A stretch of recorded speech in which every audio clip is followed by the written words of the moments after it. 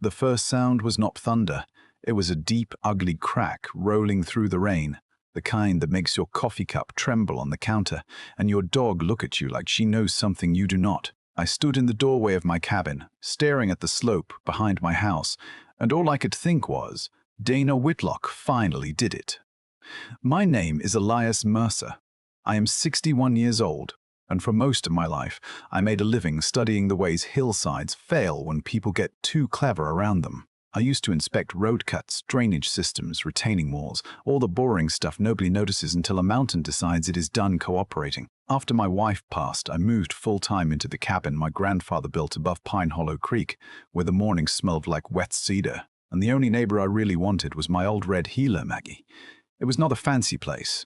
The porch leaned a little, the solar batteries complained whenever winter settled in, and the driveway had enough potholes to qualify for its own zip code. But it was mine, or at least it had been mine long before the houses below started multiplying like mushrooms after a warm storm. The development called itself Alder Ridge Estates. Nice stone entrance, little clubhouse, matching mailboxes, the whole polished package. Their homeowners association came with a president named Dana Whitlock, a woman who could smile at you while quietly measuring where to stick the knife. The first letter arrived in April. It said I owed 4 years of association dues, late penalties, landscaping assessments, and something called a shared amenity contribution. I laughed so hard Maggie barked at me. My land sat outside their subdivision, plain and simple. My grandfather had bought it in 1954, and he kept the original survey in a tin box beneath a loose floorboard. The map showed the boundary clear as a church bell. Their neighborhood stopped at the creek. My hill started on the other side. I mailed Dana copies of everything, certified mail, because I was raised to believe paper had a better memory than people. A week later, she came up my drive in a spotless black SUV, wearing white sneakers that had never met mud a day in their lives. She looked around my porch, my stacked firewood, Maggie asleep in the sun, then smiled like she was already in charge of all of it. "Mr. Mercer, I think there has been a misunderstanding," she said. I told her, "That makes 2 of us, because I do not remember buying into your little kingdom." Her smile did not move. She said the board had approved a boundary correction, and my property was now included in the association. Just like that, with a vote in a room I had never been invited into, they had decided my grandfather's land belonged on their ledger. I told her a board vote could not rewrite a deed. Dana glanced toward the eastern slope behind my cabin, then back at me. "No," she said, "but unpaid obligations have consequences." The next morning, 2 excavators crawled up the service road below my house. Dana called it the Creek Walk Easement, a public trail that would connect the neighborhood to the overlook. I called it what it was, a punishment carved into dirt. When I saw the first trench cut across that old slope, I felt my stomach drop. That hillside had been quiet for decades because nobody had disturbed it. Now water would have a path, and water always finds the weakest place to do its damage. I walked down in the rain and told the foreman to shut it down. He looked embarrassed, which was worse than rude. "Mom says the permits are handled," he told me. I looked at the fresh scar in the hillside, then at the clouds pressing low over the pines. "Then ma'am," I said, "just bought herself a problem that does not care about permits." The rain started 2 days later, soft at first, just a grey mist hanging over Pine Hollow Creek, the kind of rain people around here barely notice because it comes and goes all spring. But I noticed it. I noticed every drop collecting in those fresh cuts across the eastern slope, every little stream of brown water finding its way downhill, every time Maggie stopped sniffing around and stared toward the trees with her ears pulled back. Dogs know things before people do. I have always believed that. They do not have board meetings or property values cluttering up their heads. They just know when something feels wrong. I called the county office that Monday morning and explained exactly what was happening. I told the woman on the phone that the new trail excavation had cut through a dormant slide zone, that the trenches were carrying runoff into fractured shale, that the slope needed to be inspected before the next real storm hit. She sounded polite in the way people sound when they are trying not to say they have already stopped listening. She gave me a case number and told me someone would review the complaint within 30 business days. 30 business days.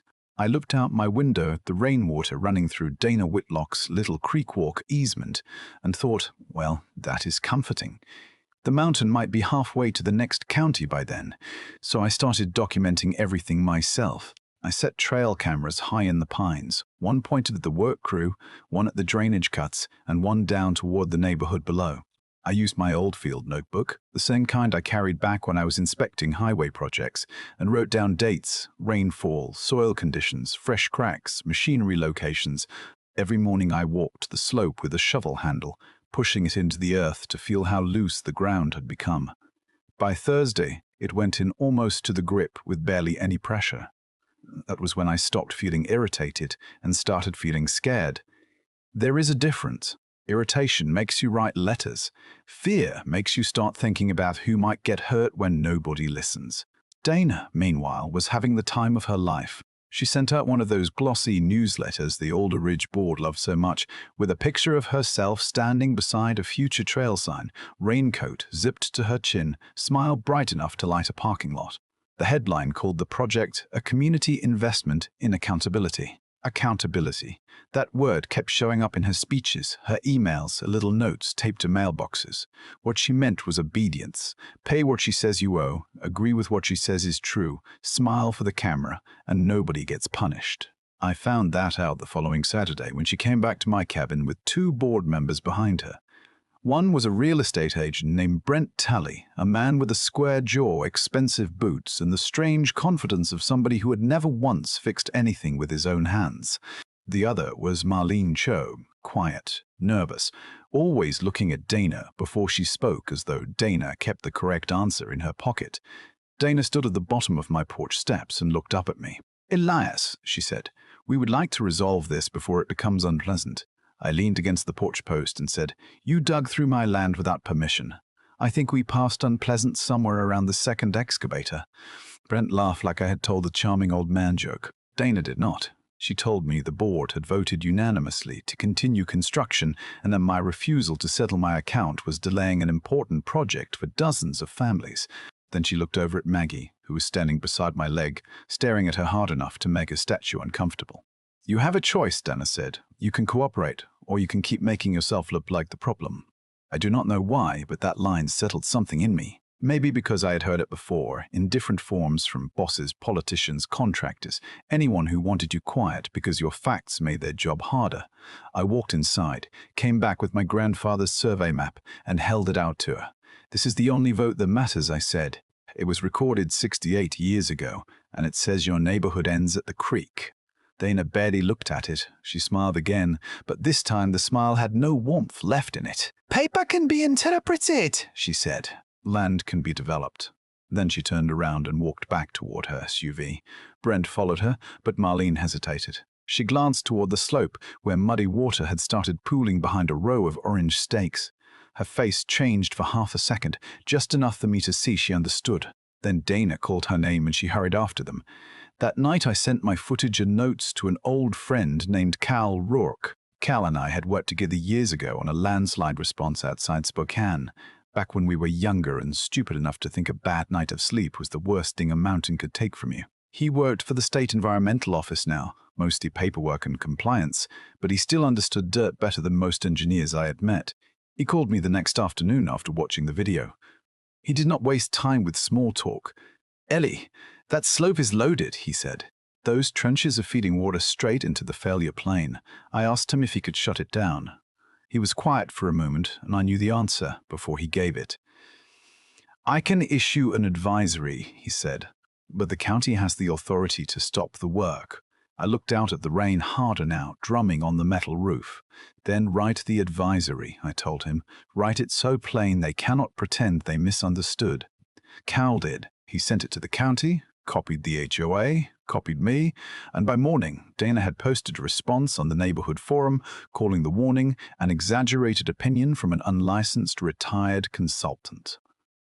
That part stung more than I expected. I had let my certification lapse after retirement because I had no reason to keep paying renewal fees just to study rocks from my own porch.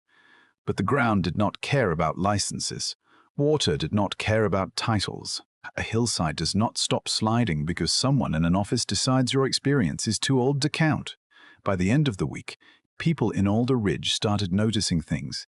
A woman named Claire Benson posted a photo of a crack in her basement wall. Someone else complained that their fence was leaning toward the creek. A man on the lower road said his backyard smelled like wet clay, which is not a smell most people recognize until they have spent enough time around moving earth. Dana deleted the posts.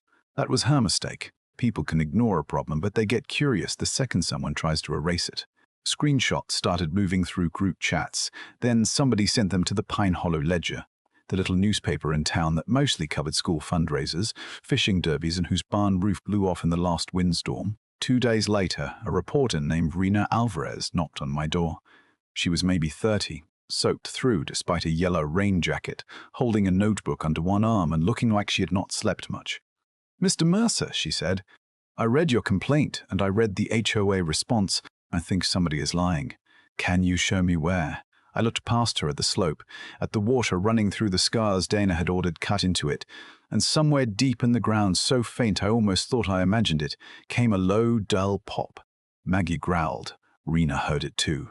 Her eyes shifted toward the trees. "What was that?" she asked. I picked up my camera from the table and said, "That was the part where this story stopped being about HOA fees." Rena followed me up the slope that afternoon, slipping twice in the mud and pretending she had meant to do it both times. I liked her right away for that. Most people come into the woods trying to look tougher than they are, but she just wiped her hands on her jeans, looked at the runoff pouring through the trenches and said, "Well, this seems bad."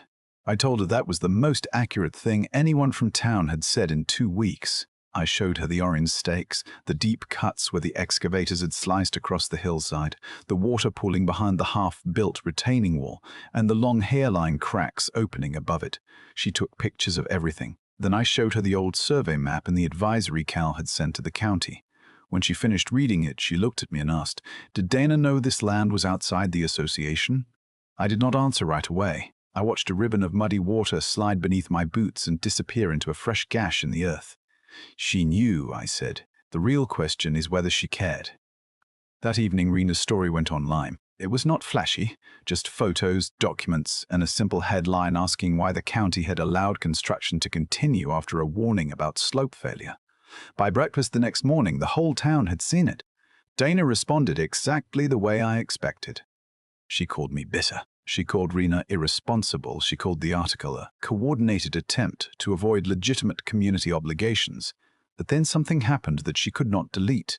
A former board member named Evelyn Price came to see me. Evelyn was in her late 60s, carried a blue umbrella with 3 broken ribs, and had the look of somebody who had spent too long swallowing words that were making her sick. She handed me a manila envelope and said, "I should have brought this sooner."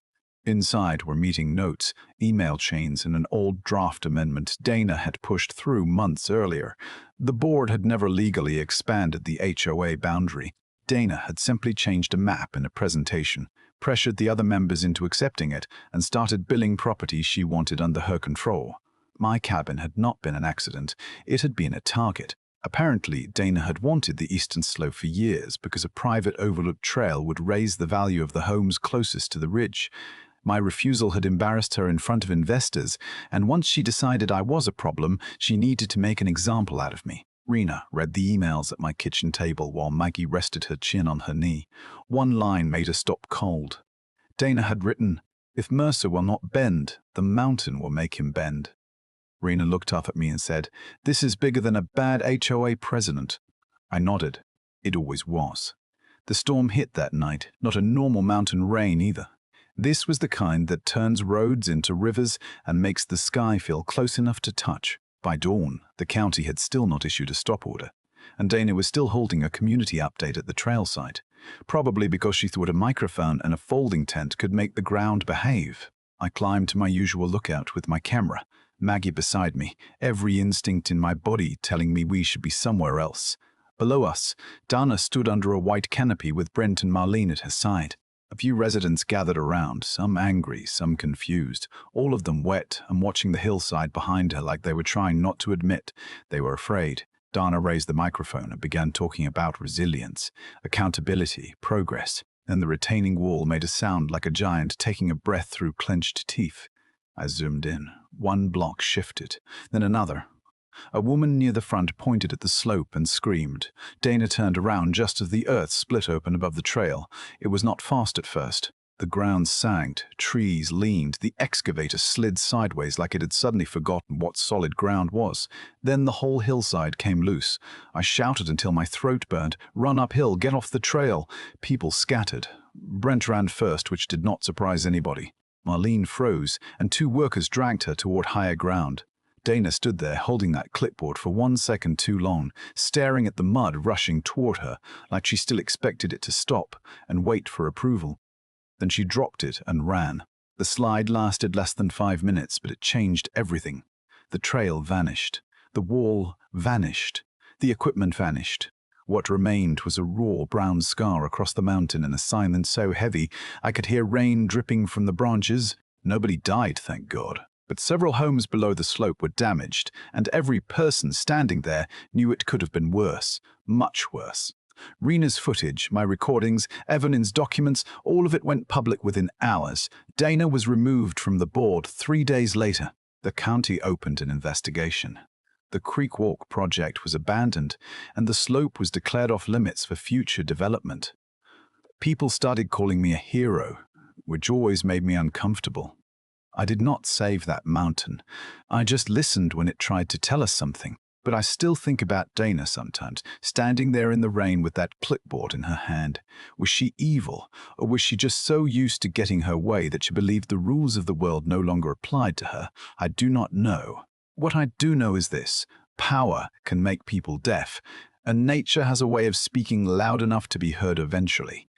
So tell me what you think. Was Dana only protecting the interests of her community, or did she cross a line the moment she decided another person's land was hers to control? And when the warning signs were obvious, who was really responsible? The HOA, the county, or everyone who stayed quiet until the mountain forced them to pay attention? Leave your thoughts in the comments, because some stories end when the mud stops moving, but the argument about who let it happen can last a whole lot longer.